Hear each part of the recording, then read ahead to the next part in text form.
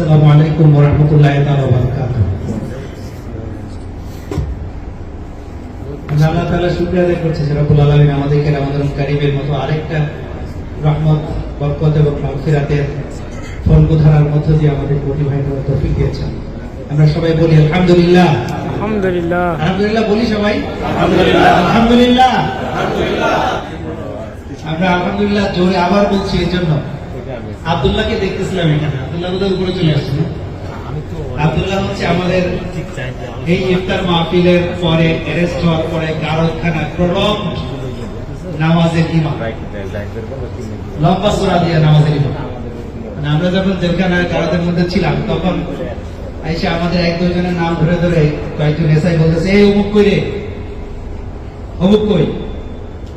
তখন বলতেছিল যে হ্যাঁ আছে, দাঁড়া একটু পরে আসতেছে। মানে ওই সময়টা তো হচ্ছে রিমান্ডের একটা ভয়ঙ্কর সময়, এবং আমরা তখন শুনতে পাচ্ছিলাম পাশের রুম থেকে চিৎকার করতেছে, এত পিটাচ্ছে।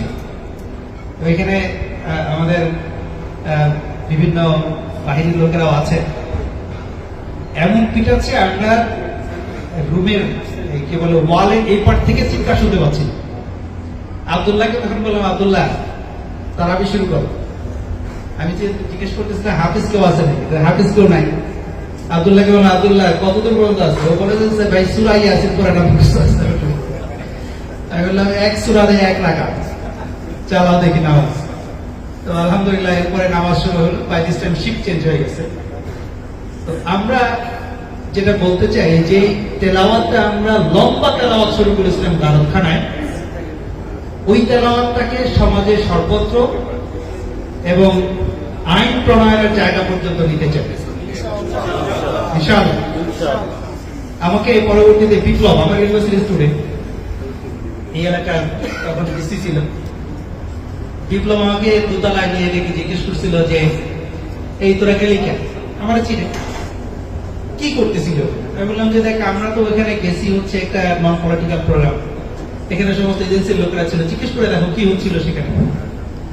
তো সে বলতেছে যে কি হচ্ছিল? আমি বললাম যে লোক I am from University Dhaka এবং I also studied from the University of USA. You know how many people got this chance to be the chance? আমার এই বেড়ে ওঠার পেছনে আমার গ্রামের, আমার কৃষক, শ্রমিক, মেহনতি মানুষের আমার পেছনে কন্ট্রিবিউশন আছে। এই কন্ট্রিবিউশনের জন্য কি should I not get back to them? আমি কি তাদের ঋণটা পরিশোধ করব না? এটা কি আমার উচিত নয়? নাকি নিজে থেকে আমি শুধু অহংকারী হয়ে বড় হয়ে থাকি? আমার ঋণ পরিশোধ করার জন্য আমাকে কাজ করতে হবে। We were trying to find it out how to pay back ওই নৌকার মাঝিকে, যে নৌকার মাঝি আমার এসএসসি পরীক্ষার সময় আমার নদীটা পার করে দিয়েছে। সে যদি ঠিক মতো না পারতো আমি এসএসসি পাস করতে পারতাম না হয়তো। তার যে কন্ট্রিবিউশন, সেই কন্ট্রিবিউশনটাকে কিভাবে পে ব্যাক করবো সেটা আমরা ভাবছি না। এর মধ্যে তোরা ধরে নিয়ে আসি আমাদের কি কাম? ও তখন এরকম হাত দুইটা মাথার উপরে দিয়া এরকম পেছনে দেখা বলতেছে যে এত দেশপ্রেমিক তো হইতে পেরেছে। আমরা সত্যি দেশপ্রেমিক হতে চাই। এদেশ আমার আকুল হৃদয় ব্যাকুল করা কাল, দেশের জন্য ভালোবাসা পান রেখেছে মা। দেশকে গড়ার স্বপ্ন দেখা, শপথ নেওয়া চিত্র আঁকা, বন্ধু তুমি সকল কিছুর মধ্যবর্তী। তার আগে একটি কথা, নিজকে গড়, ক্ষুধার ব্যবহার করো। এটা আমাদের স্লোগান। আমরা সত্যিকার দেশপ্রেমিক হতে চাই।